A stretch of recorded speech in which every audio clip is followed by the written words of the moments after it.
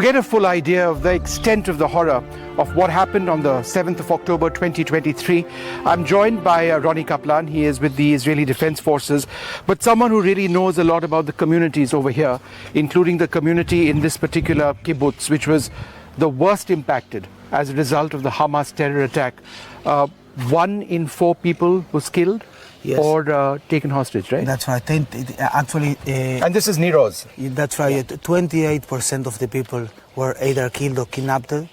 64 people killed here. Yeah. We had before the 7th of October 417 people, and 117 were either killed or kidnapped. We're 1.5 kilometers from the Gaza Strip. Let's walk inside.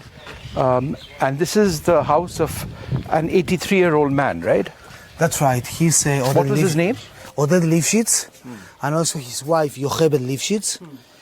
They were kidnapped from here, and he's one also of the founders of this kibbutz. He was a journalist in a Israeli newspaper. What his wife was, and that sound in fact was the sound of artillery that we still heard. So there is some artillery shelling that you can still hear in the distance, but. That's him, and he was unfortunately killed, or he died in custody, right? He was taken here hostage alive, and he was killed in the Gaza Strip, while his wife, she was 85 years old, she was released. She was released the 14 days. Is she okay now? I mean, she's she's more or less okay, but it's important to understand, Vishnu, that the people here were pacifists. Yeah. They were people that used to go to take people from the Gaza Strip. They let the people from the Gaza Strip come here and also sleep in their house. And this is the way Hamas paid to them.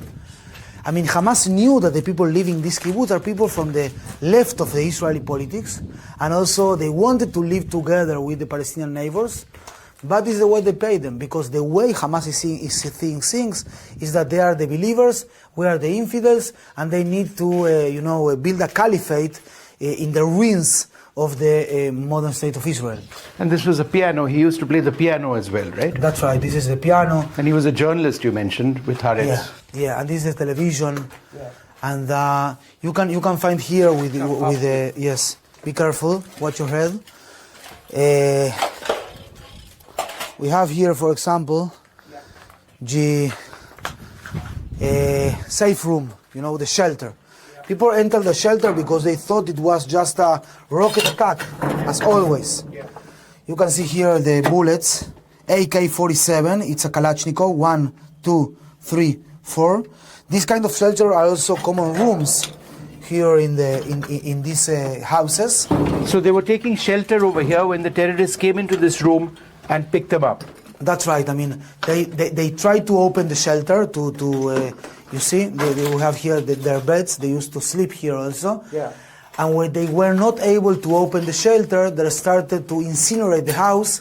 They were asphyxiated, went out, and they were kidnapped. So they were smoked out, basically. A lot of smoke. A lot of smoke, and they set fire to this entire house. And this is just horrific. And you were telling me, Ronnie, about the other people in this kibbutz. Little children were killed as well. There were crimes on little children as well that we've heard about. Is that something that happened over here? Yes, for sure. And also some little children were murdered in front of their parents, and parents in front of their little children. For example, this is the kibbutz also of the family Bibas.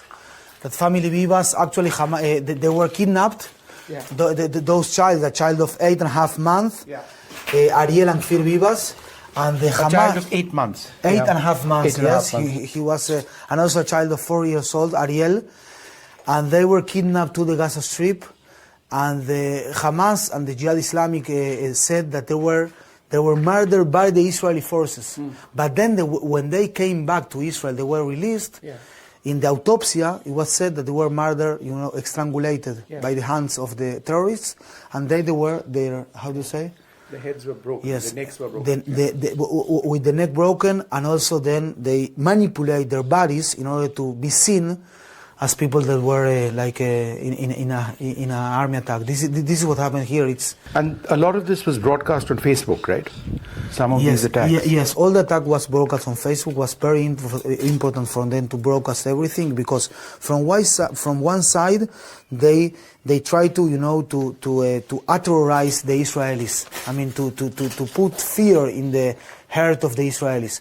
But from the other side, to the west, to the Western world, let's say, they try to show themselves like the liberators or something like that, Yeah. I know that also in India, what is radical Islam terrorism. No, we face the threat of terrorism, and so this is just a reminder of how bad it can be. But this was one of the worst attacks in human history. 1,200 people were killed. Yes, and more than 250 that were kidnapped. What has happened to the families who have survived? Shall we move on? Well, they went to other places, and do they ever come back over here? Yeah, they're coming back. But some of the families want to come back. Some of the families don't want to come back. Yeah. But a lot of people of my generation want to come back and to live here.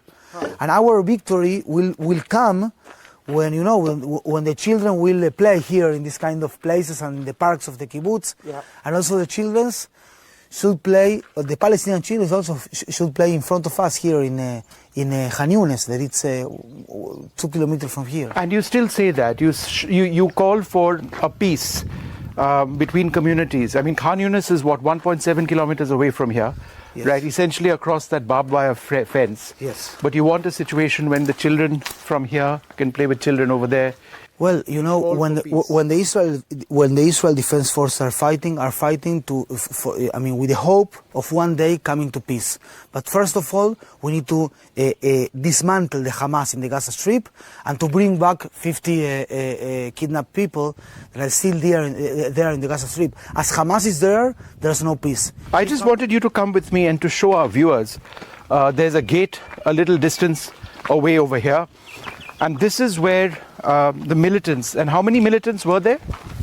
The first wave of militants is 140. They are 114. 140. 140, yeah. 140. Yeah. It's in that gate. Xavier, can you see the gate ahead? This is That's where they entered from, right?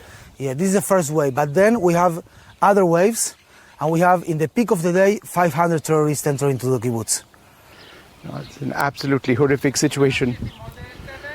Well, there you have it, a look at the situation in this kibbutz. This was it was a failure of the Israeli armed forces, and they say this themselves, the inability to come in over here and eliminate more of the terrorists.